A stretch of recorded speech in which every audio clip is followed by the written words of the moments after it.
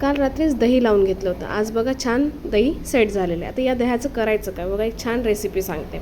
तर सर्वात आधी एका पातेल्यावर चाळणी ठेवायची आणि त्यावर ओला सुती कापड टाकायचं आणि हे दही त्यात घालून घ्यायचं आणि तुम्ही बघू शकता दह्यातलं पाणी खाली पातेल्यात जात आहे. आता बघा याच्यावर एक जड वस्तू ठेवायची, हे छान बांधून घ्यायचं, वरतून एक प्लेट ठेवायची आणि कोणती एक जड वस्तू ठेवायची.